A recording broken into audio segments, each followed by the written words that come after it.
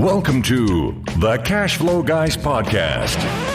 Welcome to the Cash Flow Guys Podcast. And this week, I want to talk to you about something that's kind of near and dear to my heart. And this comes down to taking care of or recognizing the value of the people that you have on your team. And I've been fortunate that over the years, I've pretty much focused on only working with people or providing representation or helping people out that absolutely can 100% see the value in the services that I provide. Now, that said, how do I get away with that? And how am I so lucky that I don't have to put a whole lot of effort and whatnot into the front end of the relationship, to show them what I'm capable of or let them know what I'm capable of? How do I get that perceived value, a message sent to them so they can receive it? That comes down to putting myself out there. That comes down to doing posts on social media, doing live streams, getting uncomfortable, doing this podcast. And I want to read you a post that I saw on Facebook, and it's a good one. And there's a lot of good lessons here for you. And I think this is going to help those of you that are wholesalers or realtors justify your position in the mix. This is going to help investors that are trying to acquire property, or maybe you're trying to do a flip or something like that. And those of you that are looking to just hire people to join your team, the information in this message, the message that I'm going to read you is powerful. And I want you to take a minute and I want you to focus on this. It's not going to take that long. We'll get through it. But I think everybody that listens to this podcast is going to get a huge amount of value from this. So here we go. First of all, I want to give post credit to a lady by the name of Alissa Walker. And full disclosure, I have no idea who Alissa Walker is, but apparently she's a friend of mine, which is Wade Sutherlin. Wade, and you guys indirectly know of Wade, because Wade is the lucky guy that got to marry Amanda Young, and Amanda Young was featured as my guest for episodes 172 and 173. She's the rehabber, single mom that built up an empire, basically flipping houses. And shout out to Amanda. She just got featured on Bigger Pockets as a guest on Bigger Pockets. So if you listen to Bigger Pockets podcast, go over there and whatever your podcatcher is and search for Amanda Young, or Amanda Sutherlin is her married name now.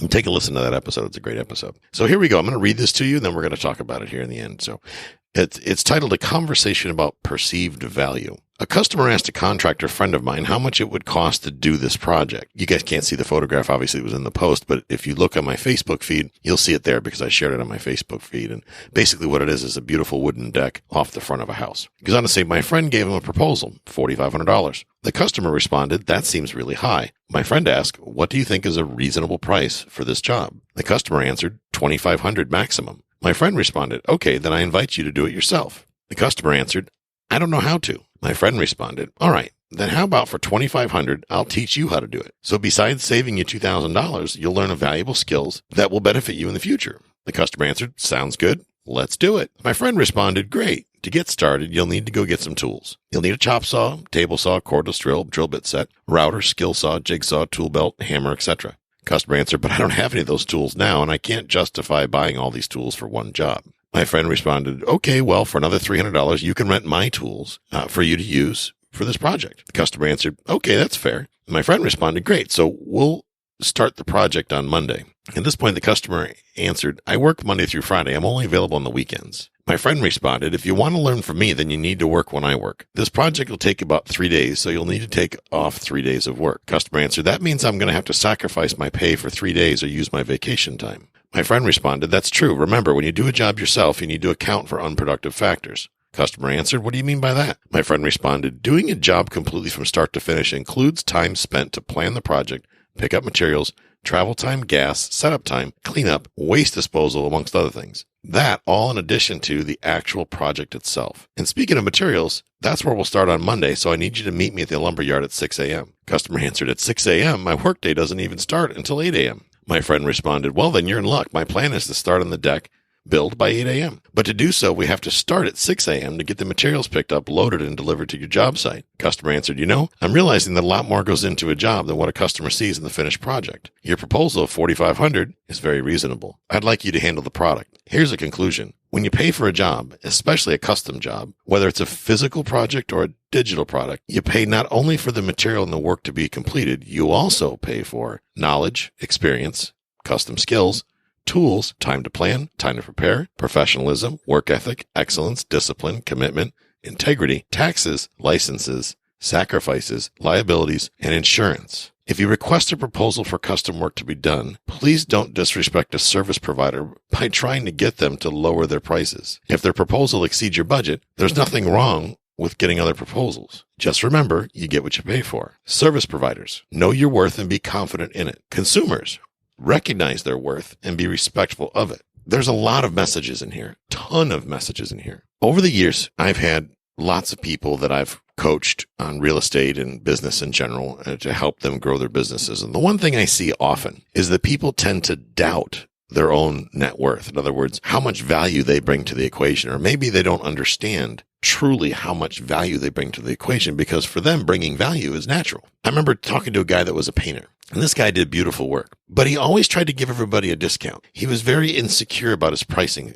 system. And what's interesting is that nobody ever said no to him. The guy was an amazing salesman, and he didn't even really have to say much. He was just that, he's that guy, that guy you meet that you automatically just like him right out of the gate. And his work is second to none. He's by far the best painter I've ever run across. I mean, this guy gets it right the first time, just about all the time. And here's the other thing. If he doesn't get it right the first time, because God forbid he's human, he does it over again until it's right. And then he apologizes and he makes sure that me as his customer is happy with his work. And that guy consistently has this roadblock where he undercharges his clients. He's not consistent in his pricing model. And here's the thing, guys. So those of you that are out there providing a service, let's say you're wholesaling or you're a realtor, or maybe you're a tradesman.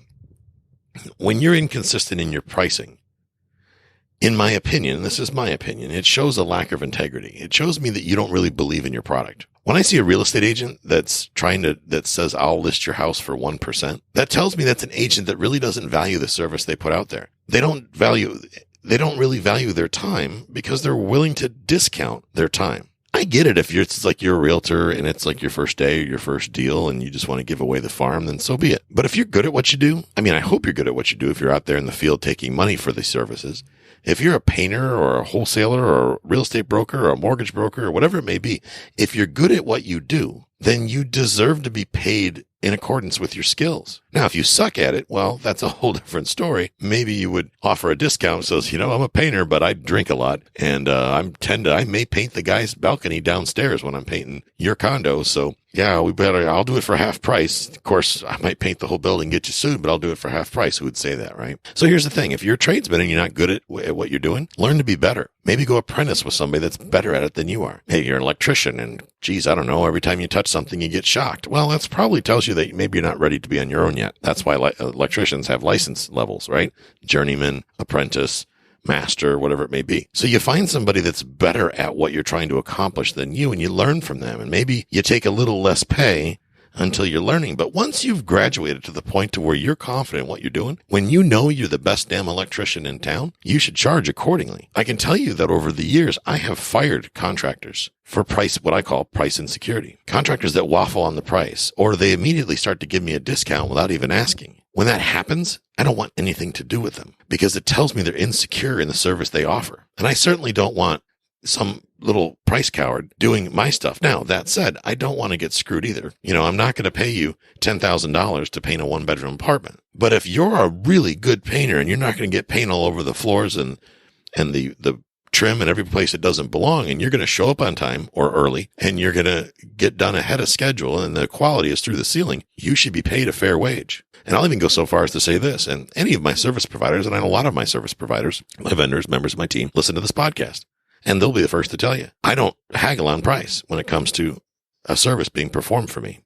Never do I haggle on price. If I ask you for a quote to paint one of my apartments and you say it's $3,000, I'm going to decide right then and there if I feel that the service that I know that I feel that you can provide is worth $3,000 or not. And if I don't feel it's worth $3,000, I'm not going to hire you. It's that simple. If I don't feel that, if I think you're gouging me or sticking it to me, then I'm just not going to hire you for the job. But I'm not going to ask you to do it for $2,500 either, because that's asking you to accept less than what you feel you're worth.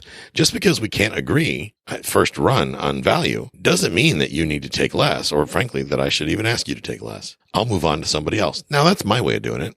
And you may have a completely different way of doing it. Let me give you another example. Wholesaler. You go out and bust your ass. You spend $1 million on postcards, direct mail, sales funnels, email chains, We Buy Houses signs, and you're doing the grind, brother. You're out there riding your bike or taking the bus or riding your car around town at $3 a gallon in gas, doing your best to get motivated seller leads. And then you muster the courage to go sit in front of a seller, probably lots of sellers, take a beating, have them sellers beat you up, throw things at you, deny your offers, ignore your phone calls, ghost you, whatever it may be. You finally get somebody under contract. And then some jackass house flipper shows up and decides that the 11 grand that you're marking up the property, especially after you've already discussed with them what they feel they need to pay for their rehab projects, and you've brought them value. Hell, they've given you the price and you got the price. And the minute you say your fee is 11 grand, they say, well, that's too much. Don't discount your fee, guys. Sell it to somebody else and leave that sucker swinging. Bottom line, real estate agents, quit being price cowards. Good God, I proudly tell people nobody charges more than I do. But here's the difference.